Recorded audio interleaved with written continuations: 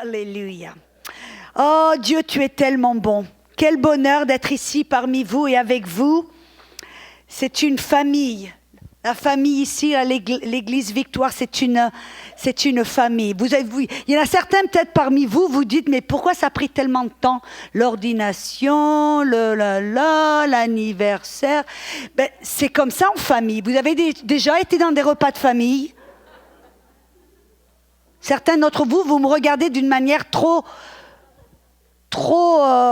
sainte et trop innocente. Amen. Nous sommes en famille et quelle importance de pouvoir s'aimer les uns et les autres. Et ce qu'ils ont dit, c'est comme ça qu'on va savoir que vous êtes des disciples. Quand vous montrez de l'amour, que vous couvrez, on se couvre l'un et l'autre. Amen. Et on s'honore l'un et l'autre et on s'aime l'un et l'autre. Quel bonheur.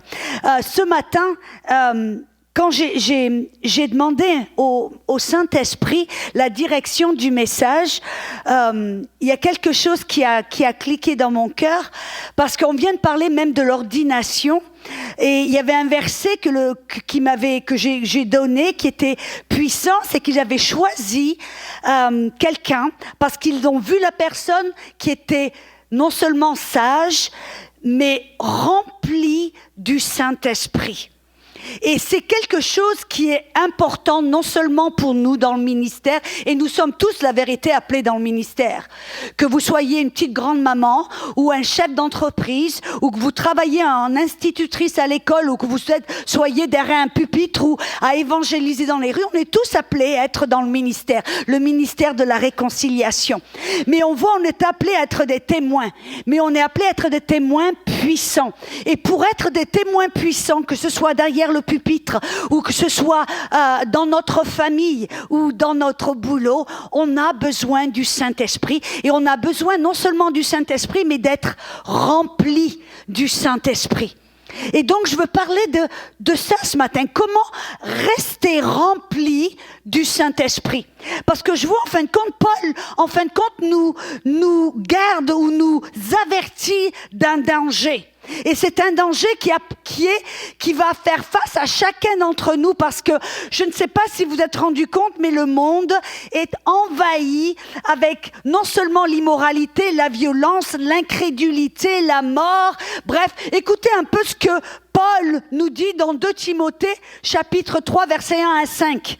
Il dit « Sache que dans les derniers jours, et je ne sais pas si vous êtes au courant, mais nous sommes véritablement dans l'horloge de Dieu, dans les derniers des derniers jours. » Il dit, dans les derniers jours, il y aura des temps difficiles, car les hommes seront égoïstes, amis de l'argent, fanfarons, hautains, blasphémateurs, rebelles à leurs parents, ingrats, irreligieux, insensibles, déloyaux, calomniateurs, intempérants, cruels, ennemis des gens de bien, traîtres, emportés, enflés d'orgueil, aimant le plaisir plus que Dieu, ayant l'apparence de piété, mais en ayant renié la puissance. Déjà, là, on se voit dégonfler.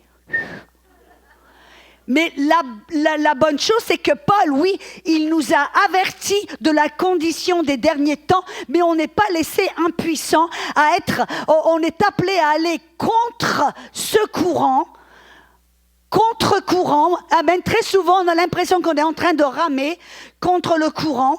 Mais c'est ça véritablement. Mais Paul nous dit comment est-ce qu'on peut aller d'une manière puissante contre ce courant. Et il nous le dit là dans Éphésiens, chapitre 5, versets 15 et 16. Je tourne les pages. Si vous avez une Bible, ce serait bien aussi de le lire.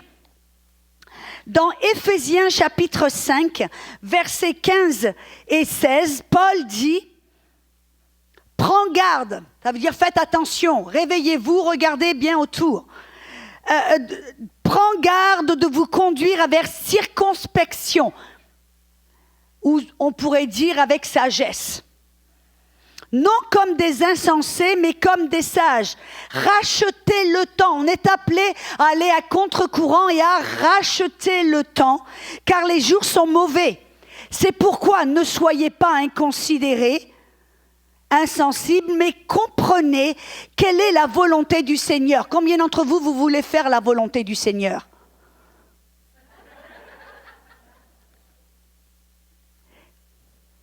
J'ai perdu ma ligne.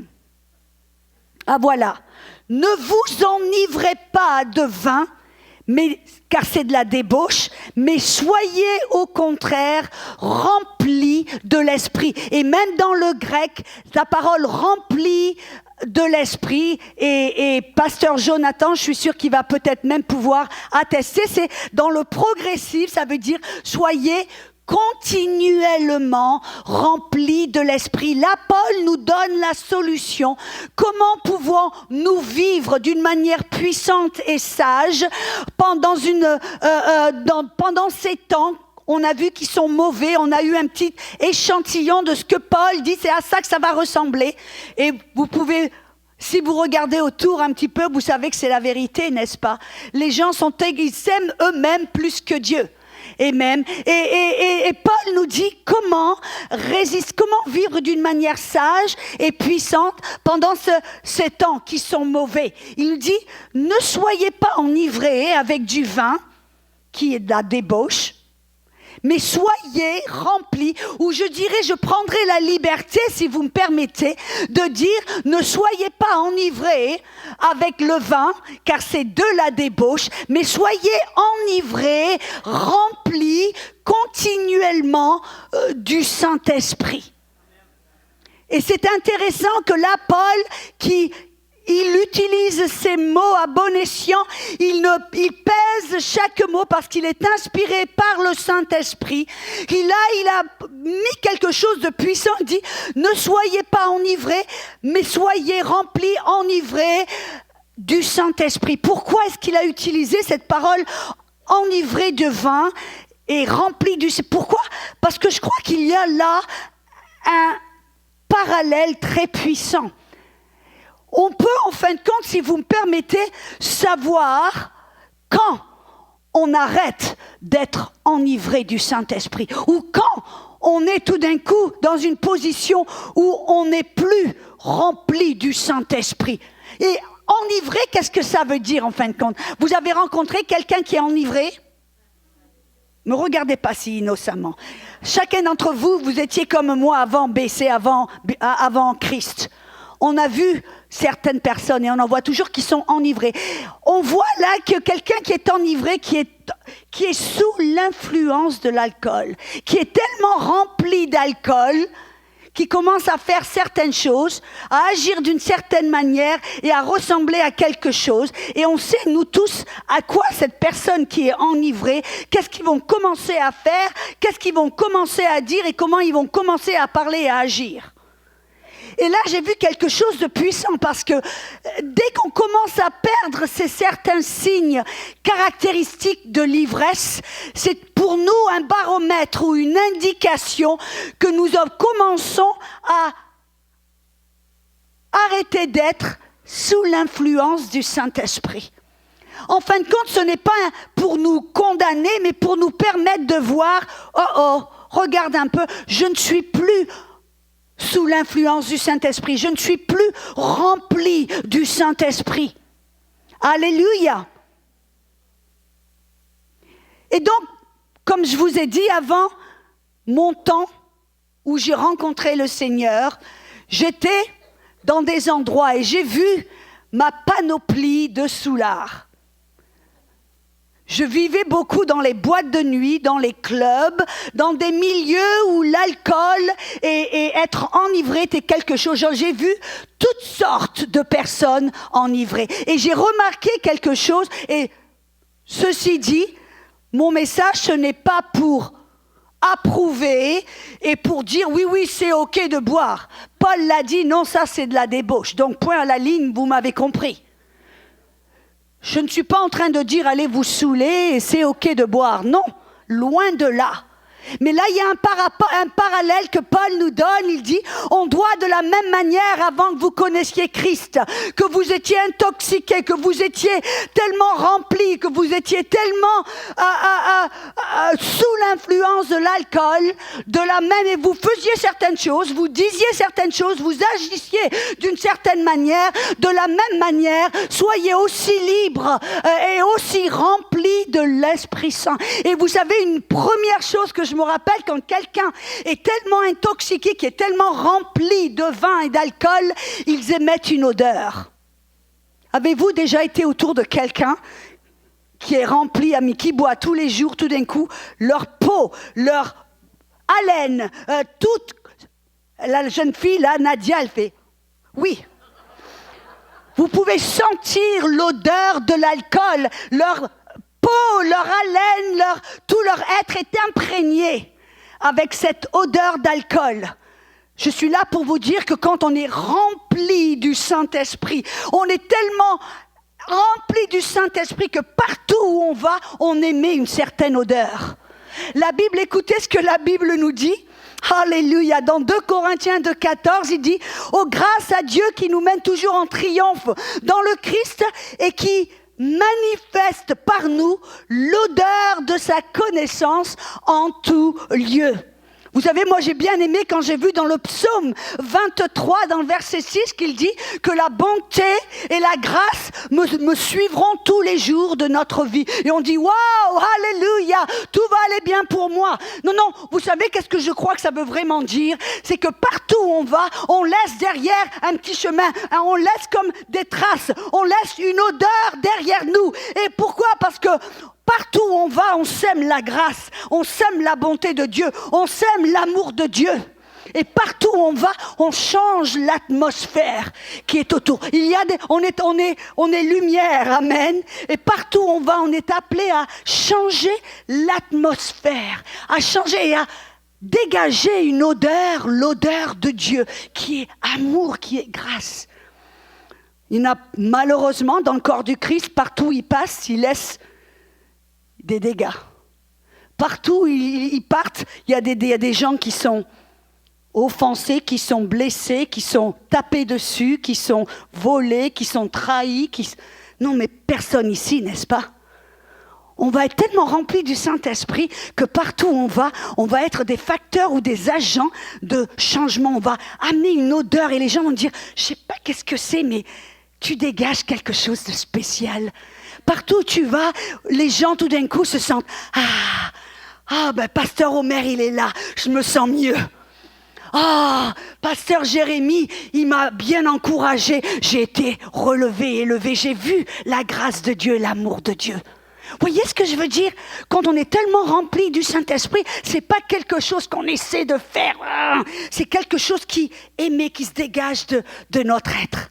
J'ai remarqué aussi que quelqu'un qui est rempli, qui est enivré de vin, vous savez ce que j'ai remarqué?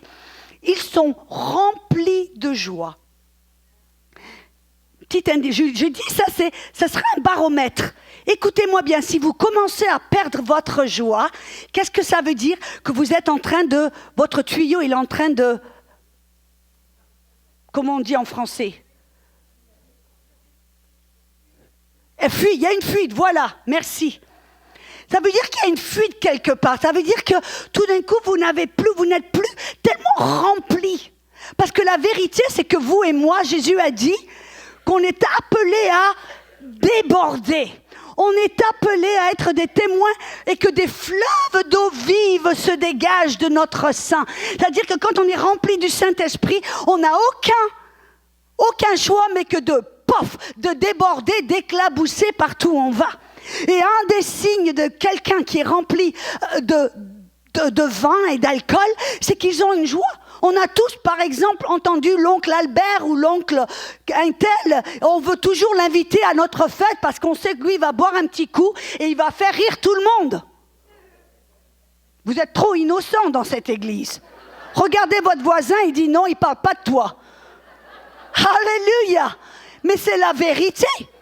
Je me rappelle des personnes que je voyais qui, dès qu'ils commençaient à boire un petit peu trop, un verre de trop, ils commençaient à faire rire tout le monde. Et puis ils faisaient des choses. Vous savez que la joie du Seigneur, on a vu, la Bible nous dit dans Néhémie 8, c'est notre force spirituelle.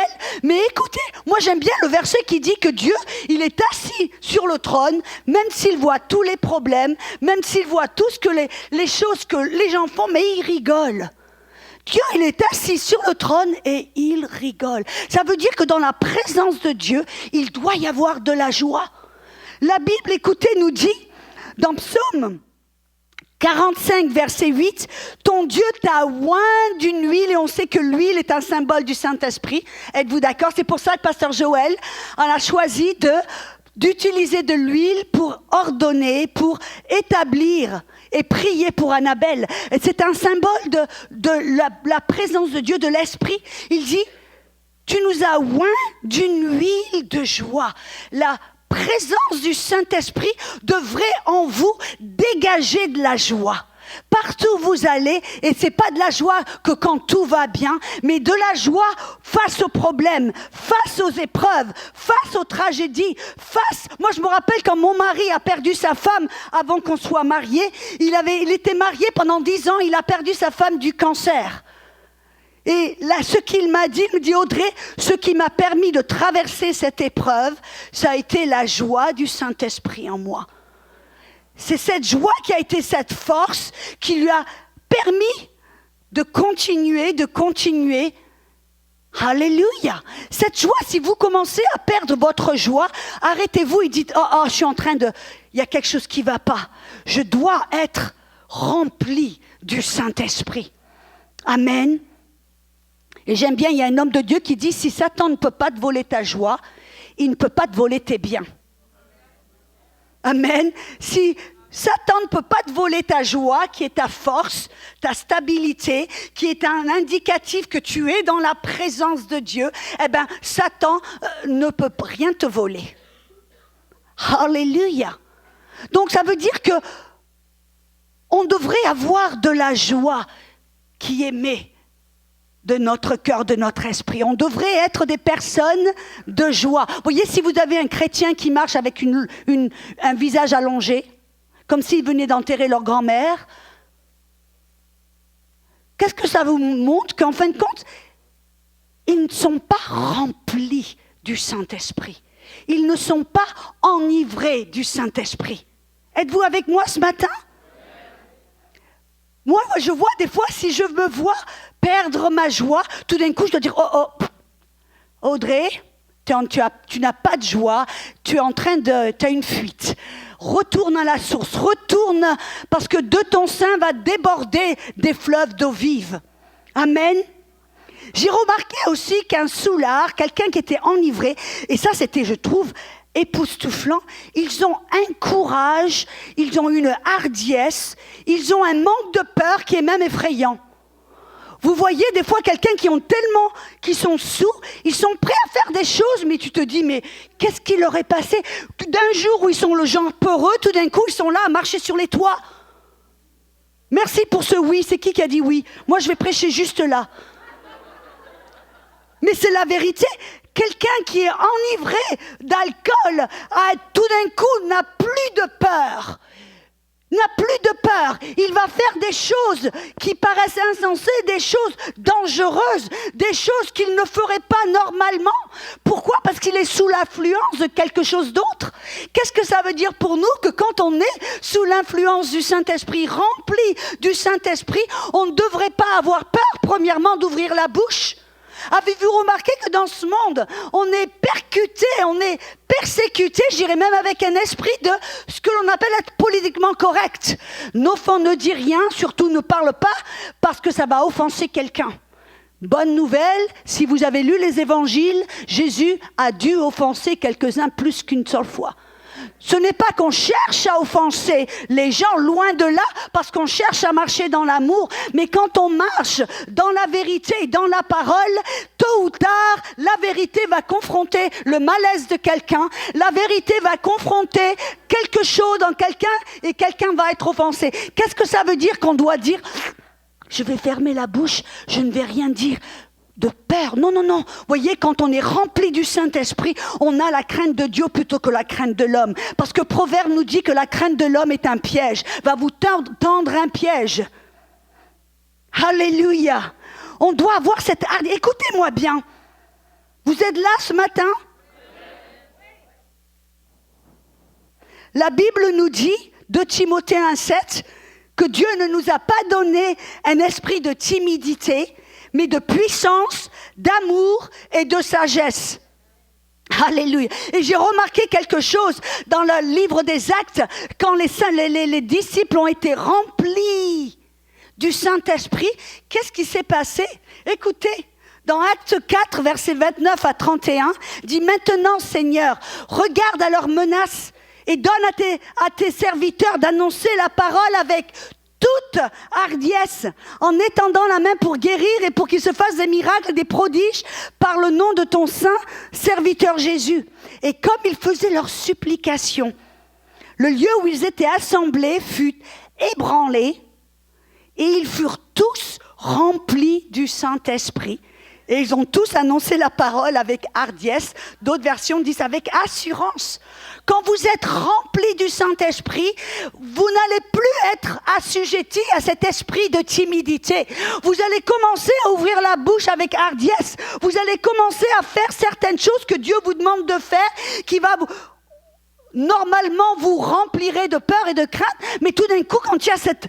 Vous voyez, on a besoin d'être tellement rempli du Saint-Esprit qu'on peut faire ce que Dieu nous dit de faire, qu'on peut dire ce que Dieu nous dit, qu'on n'a pas peur d'être ces témoins puissants. Et la vérité, c'est que dès que vous commencez à être un témoin puissant, ça va amener un malaise. Les gens, certains, ça va leur déranger. Et c'est là que la persécution commence. Ne partez pas tous, non? Alléluia, merci Seigneur. On n'aime pas ça, la persécution, mais le fait, c'est que la persécution vient quand on commence à annoncer l'évangile. Mais c'est là, alléluia, quand on annonce l'évangile sans timidité, avec courage, on ose même imposer les mains sur les miracles, on ose même donner une parole de sagesse ou de connaissance, même au McDonald's, on ose même faire des miracles là, partout. Mais ça va venir comment? Pas par hasard. Ça veut dire que vous et moi, on va devoir apprendre à être remplis du Saint-Esprit, être sous l'influence du Saint-Esprit. Et je veux pas dire cette parole que c'est très négatif, mais comme intoxiqué du Saint-Esprit, sous l'influence du Saint-Esprit. Merci pour ces deux amen. On en a tellement besoin dans ces derniers temps dans l'Église. C'est ce que Paul nous a dit, ne soyez pas remplis de vin, soyez remplis, enivrés complètement et continuellement avec le Saint-Esprit. C'est là qu'on va pouvoir faire face à ces temps mauvais. C'est là qu'on va pouvoir aller à contre-courant dans ces temps difficiles et ces temps mauvais, contre l'agenda de cet esprit d'antéchrist. Être rempli du Saint-Esprit. Et ce que je partage là, ce sont des indicatifs. On peut se faire comme un baromètre en regardant notre vie en disant, est-ce que j'ai de la joie? Est-ce que je suis timide et que j'ai peur d'ouvrir la bouche et j'ai peur de faire certaines choses que Dieu m'a demandé de faire? Alléluia. Et si ce n'est pas le cas, alors retournons. Dis Seigneur, j'ai besoin d'être rempli. J'ai besoin d'être rempli. Et c'est ce que les disciples ont fait. Ils ont demandé à Dieu, remplis-nous de ton courage, de ta force, qu'on puisse prêcher, ouvrir la bouche avec hardiesse. Et un petit tremblement de terre, et voilà, ils étaient tous remplis. Et immédiatement, ils sont partis pour prêcher cet évangile avec hardiesse. Et vous savez, en fin de compte, j'ai remarqué quelque chose, quelqu'un qui est tellement enivré ou sous l'influence de l'alcool, quand ils tombent tellement sous, ils peuvent se faire battre, se faire taper dessus, ils ne sentent rien.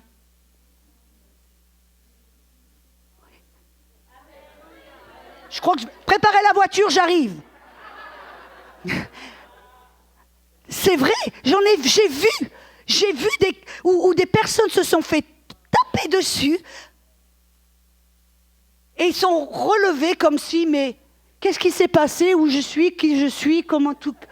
Qu'est-ce qui s'est passé? Aucun ne sont pas rendus compte de qui s'était fait. Écoutez ce que la Bible dit. Et c'est pas moi qui l'ai inventé.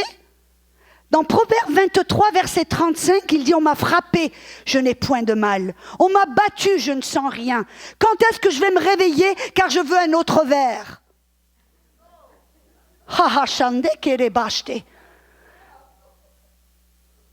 Qu'est-ce que je suis en train de dire là? Si vous avez tendance à être offensé pour le moindre rien et la toute petite niaiserie. Qu'est-ce que ça veut dire? Que si on a tendance à être offensé et à vouloir, on doit se dire, ok, ça veut dire que je ne suis pas sous l'influence du Saint-Esprit. Ça veut dire que j'ai une fuite quelque part, que j'ai besoin d'être rempli. J'ai besoin d'être sous l'influence du Saint-Esprit. Parce que quand on est sous l'influence du Saint-Esprit, qu'on est rempli du Saint-Esprit, on est comme un canard. Avez-vous déjà vu les canards? Dieu a fait en sorte qu'ils sont revêtus d'une huile. Et quand ils vont dans l'eau, même ils plongent dans l'eau ça leur coule sur les plumes. Pourquoi? C'est cette huile qui les protège du froid. C'est cette huile qui les protège de la même manière, quand on est rempli du Saint-Esprit, tous les petites offenses. Et si je pourrais même rajouter quelque chose, cette offense, quelqu'un qui veut vous faire du mal, qui va peut-être... Oui, très souvent, moi je vois, les statistiques disent que 66% des personnes qui quittent l'Église, c'est que quelque part elles ont été offensées. Alors moi, l'autre jour, j'ai été aider l'église et puis j'ai vu Pasteur Joël, il ne m'a même pas dit bonjour. T'as vu un peu la reconnaissance, hein? Regardez tout droit. Mais c'est vrai, si on a tendance à être offensé pour un moindre rien, quoi que ce soit, ou même, je dirais même pour toute chose, ça veut dire, c'est un baromètre, ça veut dire... Tu n'es plus sous l'influence du Saint-Esprit. Tu as eu une fuite, tu n'es pas rempli du Saint-Esprit. Retourne à la source, réveille-toi, secoue-toi. Alléluia, merci pour cet encouragement. Je sais que ce n'est pas populaire, mais c'est vrai. Rendez compte, 66% des gens qui quittent l'Église pour une petite de rien du tout. On m'a pas laissé, au pasteur Gwen, il m'a pas laissé, et pasteur Mathilde, ils m'ont pas laissé chanter, ou ils m'ont pas laissé chanter ma chanson spéciale. Je m'étais entraînée pendant 2 semaines, et puis aux dernières minutes, ils m'ont dit, eh ben non, on a changé de... Oh ben, moi je vais plus à cette église. Hein. Je rigole, mais si c'est votre cas, regardez tout droit. Alléluia! Vous savez, c'est un indicatif que quelque part vous avez besoin d'être à nouveau rafraîchi, rempli du Saint-Esprit. Ce n'est pas en aucun cas un message de condamnation, non. C'est un message, vous voyez, si j'ai un doigt comme ça, il y en a 4 qui reviennent vers moi. Ça veut dire, Audrey, prends des notes. Je prends des notes. Mais c'est vrai. Alléluia.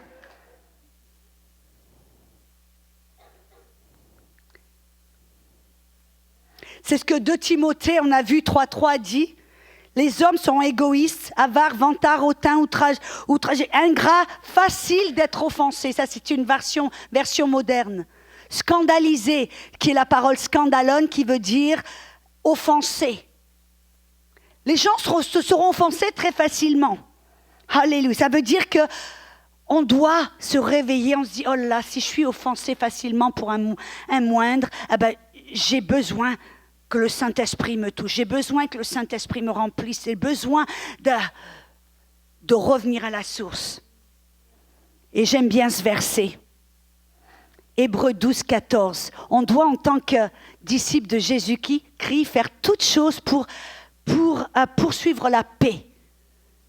La paix et la sainteté. Si quelqu'un vous a offensé, je fais une petite parenthèse, c'est pas grave. Si quelqu'un vous a offensé, vous savez la meilleure façon de le faire d'une manière biblique, aller vers la personne, si elle en est au courant.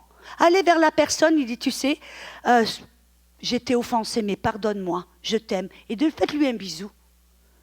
Poursuivez la paix, parce que la paix, ça ne va pas venir facilement. Poursuivez la paix. Et la Bible dit, sans qui personne ne verra le Seigneur. Vous savez qu'est-ce qu'on nous a dit? Oui, si tu ne marches pas en paix, en amour, si tu ne marches pas en sainteté, Dieu, il va croiser les bras, il va tourner le dos, il va refuser de te parler, de te voir. Ce n'est pas ce que la Bible... Regardez dans le contexte, il parle, on doit poursuivre la paix et la sainteté, Pourquoi? Parce que sans cette paix, sans cette disposition de pardonner, d'aimer et de marcher, de se sanctifier et de marcher dans sainteté, personne autour de nous ne pourra voir le Seigneur à travers vous. Quand nous sommes appelés à être des témoins, comme je dis, nous sommes appelés à dégager, à émettre une odeur, l'odeur de la grâce de Dieu, de l'amour de Dieu.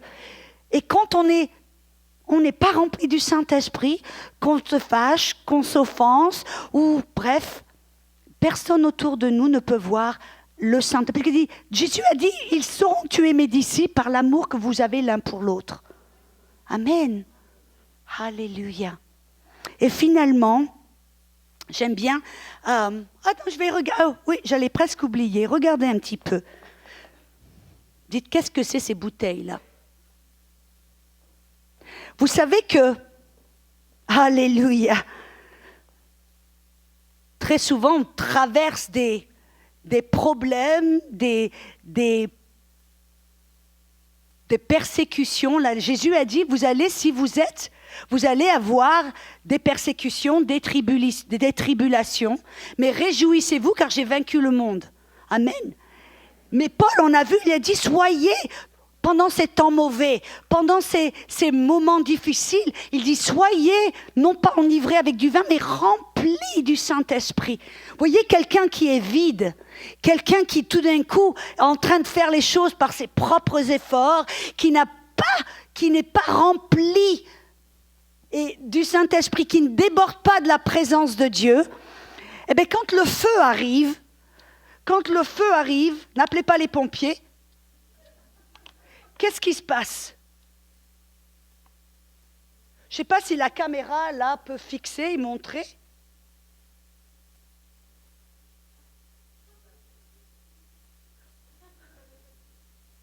Est-ce que vous pouvez voir des trous? Ça brûle. Ça sent pas bon. Mais quand vous êtes rempli du Saint-Esprit, on voit dans la Bible que l'eau est un symbole du Saint-Esprit. Quand vous êtes rempli du Saint-Esprit et que vous passez au travers des flammes, comme Shadrach, Meshach, Abed-Nego, qu'est-ce qui se passe?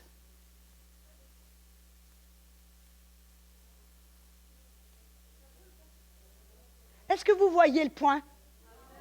Quand vous êtes rempli du Saint-Esprit,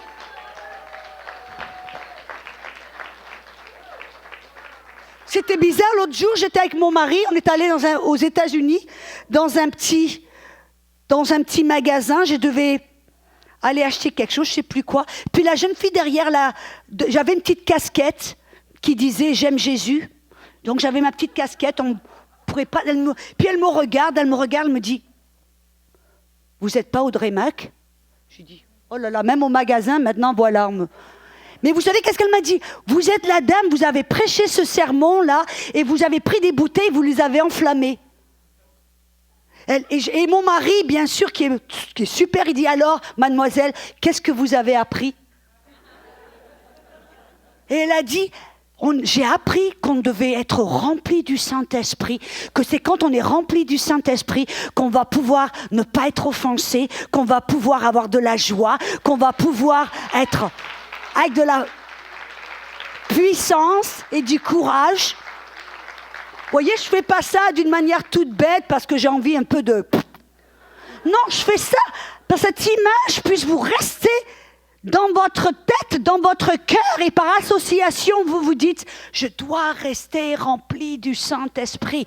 Parce que si je ne suis pas rempli du Saint-Esprit, je vais avoir plein de trous. Je vais brûler. Je vais sentir mauvais. Je rajoute paraphrase. Parabole selon Audrey, et je suis biblique. N'est-ce pas?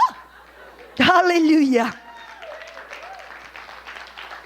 Et vous savez, j'ai remarqué que les soulards ne critiquaient personne. Tout d'un coup, j'ai vu quand des gens étaient enivrés, même s'ils étaient les pires ennemis, tout d'un coup, ils étaient les meilleurs copains. Le vin les rassemblait. Mais c'est quand même intéressant. Vous allez dans un bar, quelqu'un qui est enivré, il va pas dire, allez, et toi je t'aime pas parce que ceci, parce que cela. Toi je t'aime pas parce que... Non, il va dire, il dit, je vous aime tous, je vous aime. Barman, il m'a tourné, je les aime, donne-les tout le monde un verre. Mais je l'ai vu. J'ai vu. Vous voyez, quand vous êtes... La leçon qu'on peut apprendre, c'est quand on est rempli du Saint-Esprit, tout d'un coup, on n'est pas là à décortiquer tout le monde, à critiquer tout le monde et à regarder la louange. Tout d'un coup, on est là, c'est plus pour rentrer dans la louange, c'est pour calibrer, pour dire « cette chanson était trop courte, ce truc-là, il aurait dû faire... » Alléluia! Merci Seigneur! Mais c'est la vérité. Quelqu'un qui n'est plus rempli de la présence et du Saint-Esprit, qui n'est plus sous l'influence du Saint-Esprit, c'est quelqu'un qui va commencer à voir tous les problèmes et à commencer à critiquer. Alléluia, mais c'est vrai. On voit dans Actes 4, versets 31-32, après qu'ils étaient remplis du Saint-Esprit, vous savez, une des premières choses qui s'est passée, il dit que comme ils faisaient leurs supplications, le lieu où ils étaient assemblés fut ébranlé, ils furent tous remplis du Saint-Esprit, et la multitude de ceux qui avaient cru était maintenant d'un cœur et d'une âme. Il y avait l'unité. On a tellement besoin de l'unité dans l'Église. Vous voulez voir la puissance du Saint-Esprit, vous voulez voir des miracles et dons. Arrêtez de critiquer, commencez à vous unifier. On a besoin, voyez, pour voir l'œuvre du Saint-Esprit, parce qu'il aime quand les frères et les sœurs sont ensemble en unité, à l'unisson et en amour. C'est une atmosphère dans laquelle Jésus et le Saint-Esprit peuvent faire plein de choses. Et vous savez que Pasteur Joël ne peut pas faire tout seul. Bon, Pasteur Omer, notre assemblée n'est pas là, mais il ne peut pas amener tout ça, la puissance de Dieu dans son Église, sans que l'Église choisisse de s'unifier, de s'aimer les uns et les autres et d'arrêter de se critiquer. Ah oui, je sais, c'est pas trop bienvenu, c'est pas trop... Bref, on passe, on continue. Mais c'est vrai, en fin de compte, on a besoin. Je ne partage pas tout ça simplement pour essayer d'avoir... non, c'est ce que l'Église, les choses dont elle a besoin aujourd'hui. Et chacun d'entre nous, dans notre vie, c'est ce dont nous avons le plus besoin. D'être tellement remplis du Saint-Esprit, tellement sous l'influence du Saint-Esprit, que de nous va dégager une odeur, que de nous on va changer l'atmosphère. On ne va plus se critiquer, on va s'encourager et s'édifier. On ne va plus marcher avec un visage long, tout triste, mais on va émaner cette joie partout où on va. Et vous savez, quelqu'un qui est sous l'influence de l'alcool, qui est enivré, ce sont des personnes les plus généreuses. Comme je viens de dire auparavant, le nombre de personnes que j'ai vues qui sont rentrées dans un bar avec leur portefeuille bien gonflé et qui sont repartis à sec. Pourquoi ? Parce que le nombre de personnes que j'ai vues, c'est dingue. Les soulards sont les personnes les plus généreuses. On a besoin de quelques soulards dans l'Église. Mais c'est vrai. Vous voulez voir quelqu'un qui n'est pas sous l'influence du Saint-Esprit, rempli du Saint-Esprit, c'est quelqu'un qui a les mains, les poings serrés. Et quand ils donnent dans la corbeille, ce sont des petites pièces qu'ils donnent. Ou quand ils donnent leur dîme, c'est au centime près. D'accord, regardez tout droit. Prépare la voiture, Pasteur Joël, j'arrive.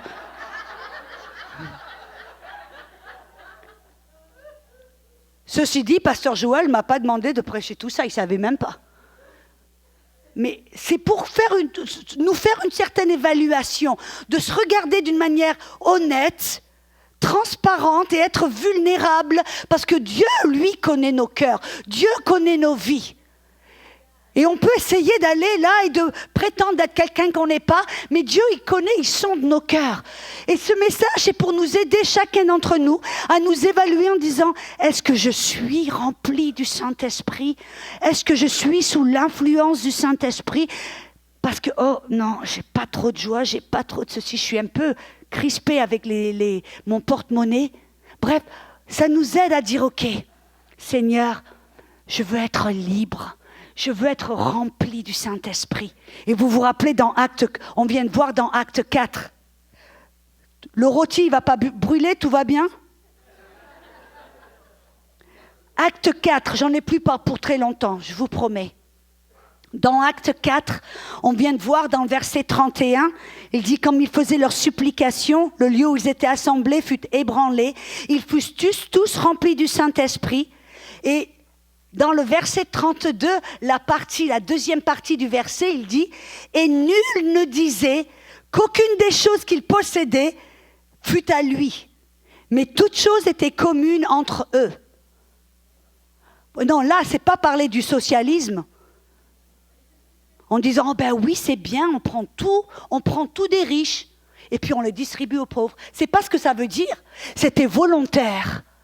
C'était parce qu'ils étaient tellement sous l'inspiration du Saint-Esprit, tellement sous l'influence du Saint-Esprit, que leur cœur voulait donner, voulait être généreux, voulait vendre leur terrain, vendre leurs biens, et disait non, c'est pas à moi, je partage. Il y avait cet esprit de camaraderie, de partage et de générosité. Pourquoi? Parce qu'ils étaient sous l'influence du Saint-Esprit, remplis du Saint-Esprit. Amen. Alléluia. Et finalement, je sais qu'on a parlé d'être remplis. Comment pouvons-nous être remplis continuellement sous l'influence du Saint-Esprit? Comment pouvons-nous le faire, même si on marche dans des temps qui sont mauvais, on marche à contre-courant, on est bombardé à droite et à gauche avec cet esprit d'antéchrist et comment pouvoir... Paul nous donne la solution, n'est-ce pas? On a vu dans Éphésiens 5, il dit ne soyez pas enivrés avec du vin, c'est de la débauche, mais soyez remplis du Saint-Esprit. Et il nous dit qu'est-ce qu'on doit faire? Entretenez-vous par des psaumes, par des hymnes, par des cantiques et des chansons spirituelles. En d'autres mots, chantez en autre langue. Chantez, célébrez de tout votre cœur les louanges du Seigneur. Rendez continuellement, et pas seulement de temps en temps, rendez continuellement grâce pour toutes choses à Dieu le Père au nom de notre Seigneur Jésus-Christ, en vous soumettant les uns aux autres dans la crainte de Christ. En d'autres mots, là, Pierre nous donne 4 clés. Comment rester rempli du Saint-Esprit? Si vous regardez et que vous voyez que vous avez eu une fuite, que vous avez perdu votre joie, que vous avez peur de donner, que vous êtes offensé facilement, que vous êtes tendance à être trop timide et le diable vous ferme le clapet, alors retournez en disant Seigneur, je vais chanter, passer du temps à louer, à chanter, en français, en anglais, en autre langue. Car celui qui loue le Seigneur en autre langue donne des actions de grâce parfaites. Il magnifie le Seigneur. Il loue le Seigneur. Amen. Chantez, c'est ce que vous rendez compte? David, quand il est revenu dans sa cité de Ziklag et qu'il a vu que l'ennemi avait brûlé le camp, qu'ils avaient confisqué et kidnappé leurs femmes, leurs biens, leurs enfants. Et là, les hommes fidèles et loyaux de David maintenant parlent de le lapider. Et David, tout d'un coup, ils pleurent tous tellement qu'ils n'ont plus de force. Et qu'est-ce que David a fait? Il est retourné vers le Seigneur pour louer le Seigneur, adorer le Seigneur. Il a dit, il s'est fortifié dans le Seigneur. Rempli de l'Esprit de Dieu et tout d'un coup, il a eu cette stratégie du Saint-Esprit. Comment aller contre l'ennemi? Comment rester fort contre cet ennemi? Chantez en autre langue, priez en autre langue, chantez, louez le Seigneur. Gardez une attitude de gratitude. Parce que votre attitude de gratitude va déterminer votre altitude. Je répète ça, il y en a certains, vous ne l'avez pas entendu. Votre attitude de gratitude va déterminer votre altitude. Qu'est-ce qu'on fait? Écoutez-moi bien. La Bible nous montre que quand on refuse de se rappeler ce que Dieu a fait pour nous, ça endurcit notre cœur. Et en fin de compte, nous sommes esprit, âme et corps. Et l'Esprit de Dieu, le Saint-Esprit, est à l'intérieur de nous. Êtes-vous d'accord?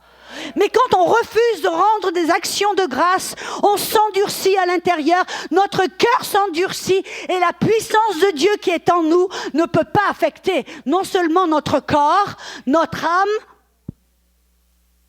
et notre environnement.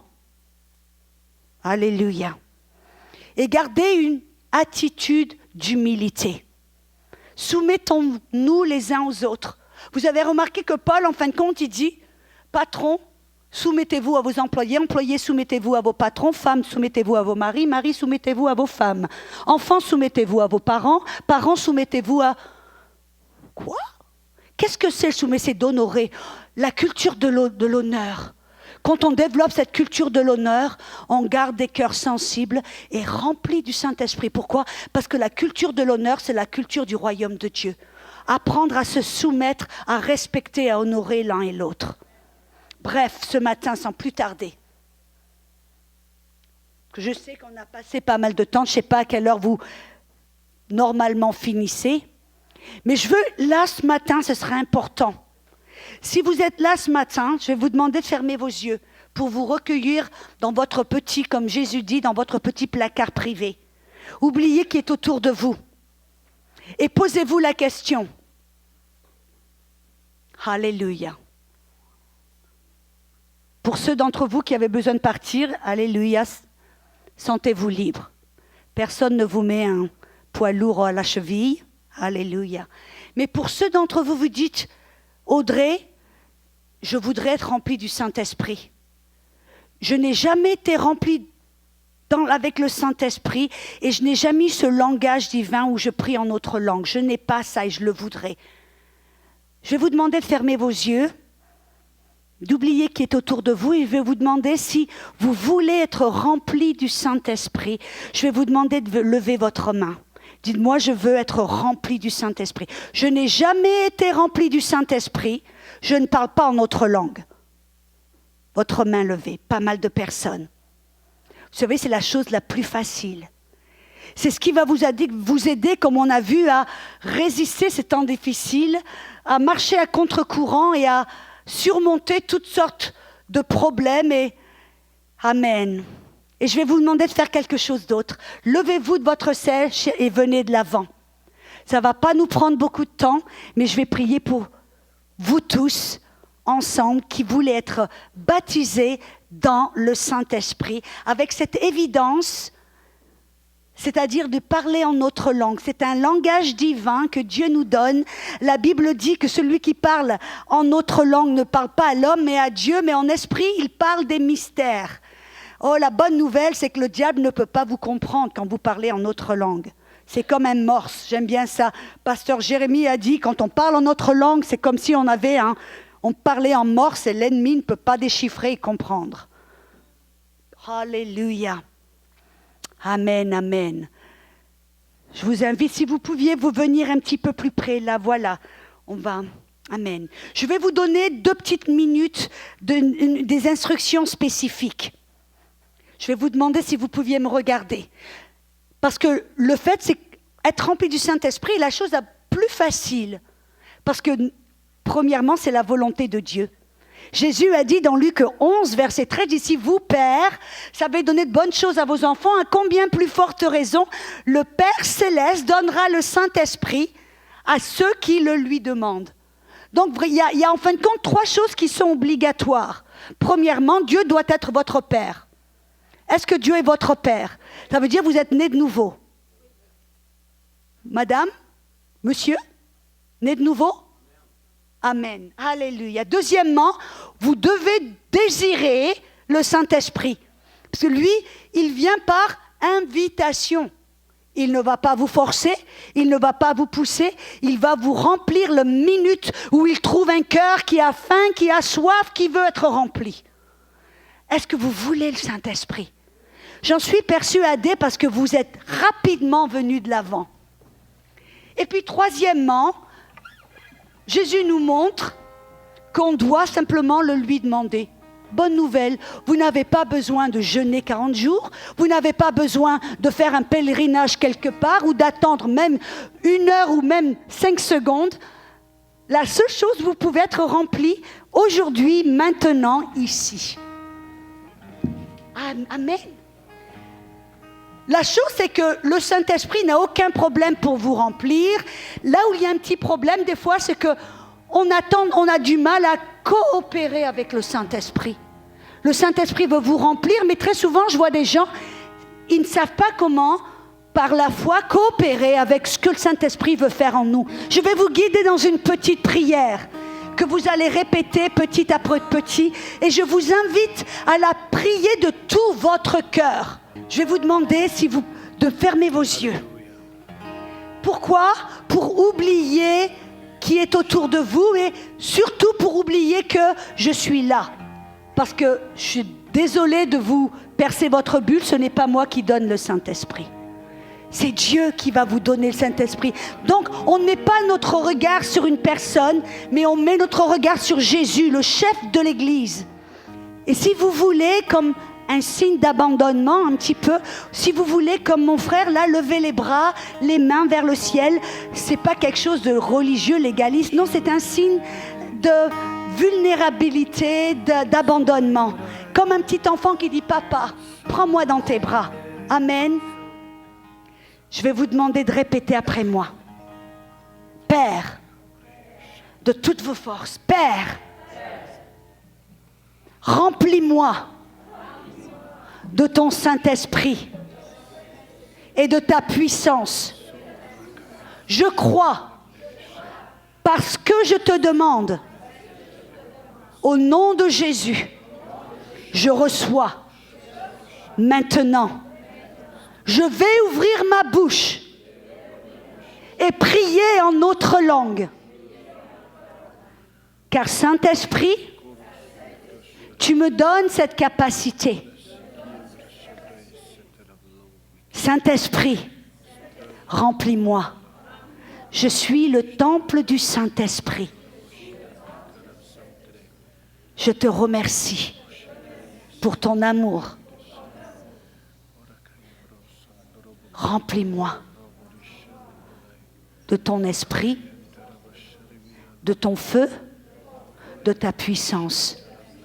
Au nom de Jésus, je te remercie. Amen.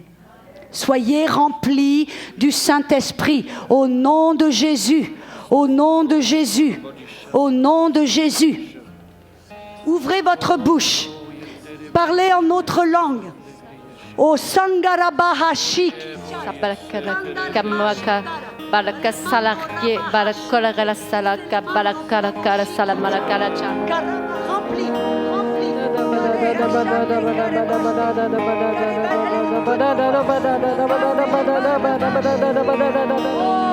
Remplis du Saint-Esprit.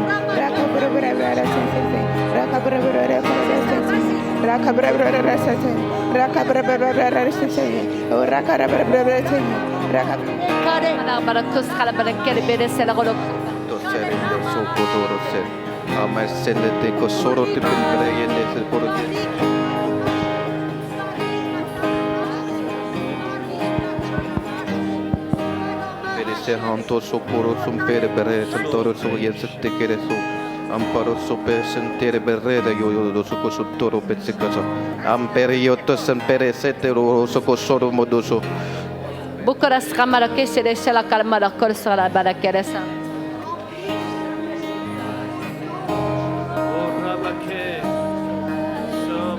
La bahani.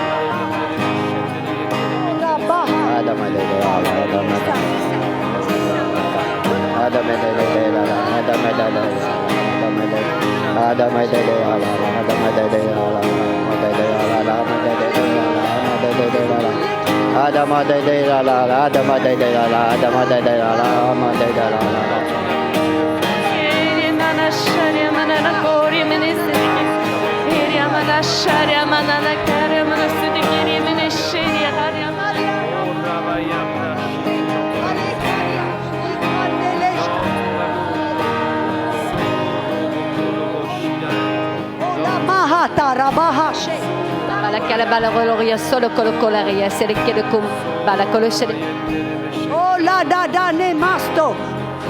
Alléluia, gloire à toi, Seigneur Dieu. On te remercie, Seigneur Dieu, pour cette réunion. On te remercie pour cet appel, être rempli du Saint-Esprit. Seigneur Dieu, on a le désir d'être de plus en plus rempli, à déborder. Viens changer nos vies comme on vient de chanter, Seigneur Dieu. Viens nous changer, Seigneur. Viens nous changer. Viens nous transformer, qu'on soit tellement imbibés de toi, tellement imbibés de ta présence, sous l'influence du Saint-Esprit. Oh, merci, Seigneur. Merci pour ta servante. Nous bénissons Audrey. Merci pour ta protection divine sur sa vie comme elle voyage dans les nations. Merci de multiplier sa voix dans les nations. Alléluia. Gloire à toi, Seigneur Dieu. Nous te remercions pour ce temps que nous avons eu ensemble. Dans le nom de Jésus, et le peuple de Dieu dit Amen. Soyez bénis. Bon dimanche. Amen. Gloire à Dieu.